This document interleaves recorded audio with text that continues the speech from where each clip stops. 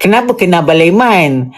Biasanya kat kampung-kampung, orang-orang kampung biasanya yang duduk nama-nama standard Laiman, Pak Abu, Abah Bakar, Pak Bakar. Nama-nama klasik. Man. Kau kat mana Man? Man punya Man 100? Gitu. Laiman, Lee, Abu, Ucup. Kau pergi mana Ucup? Nama-nama klasik tu kan. Very vintage. Dola Sani. Tu anak Dola Sani. Gitu. Itu semua nama klasik. Sekarang je nama Mikael, Alexandra. Nama Alexandra Putra Alabakobalala. Di belakang tu Abdul.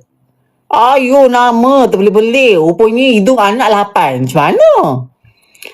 Nama Ryan. Putra yang Ryan lah apa. Kalau dulu nama, aku ingat dulu moyang-moyang sajak kan. Ingat lagi ada satu kubu apa, sajak pergilah menziarah. Orang tu kata nama dia Buruk. Buruk? Ada satu nama Keledek.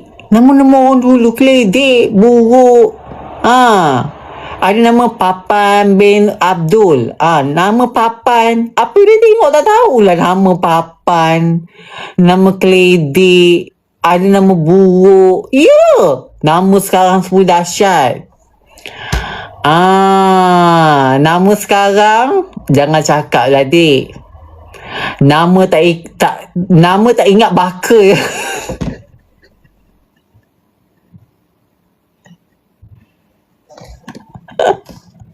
Nama budak sekarang tak ingat baka.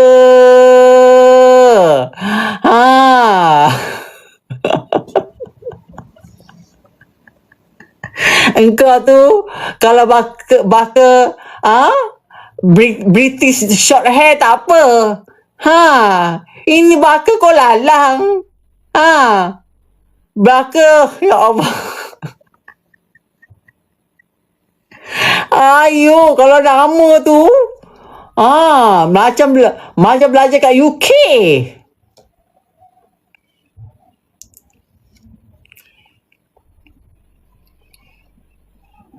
Baka Jawa nama Alexandra. Apa nama-nama? Ryan. Nama apa? Nama nama macam-macam lah nama. Pelik-pelik nama. Dulu orang nama Fatimah. Lepas tu nama nama-nama perempuan dulu Nur Syakira. Biasa nama-nama perempuan kampung, nama siapa? Nur Syakira. Nur Syakira. Ni nama Nur Farah. Ni nama siapa? Nama saya Syahidah. Nama-nama nama perempuan klasik-klasik kan? Sekarang nama Putri Alexander Palasonto. Tiba-tiba ada Toto gitu belakang. Apa tak tahulah nama. Ada pelik-pelik nama. Sampai susah orang nak sebut. Kalau cikgu kelas tu memang panjang jela nak sebut.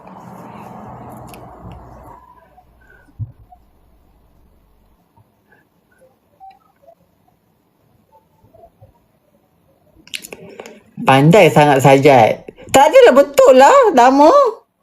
Letak je lah nama biasa-biasa.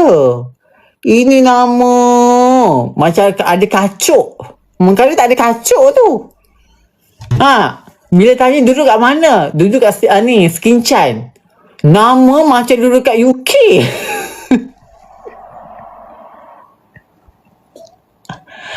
Duduk Skinchan je.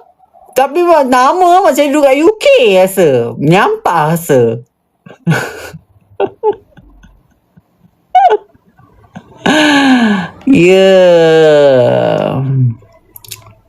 Bagilah dia orang merasa.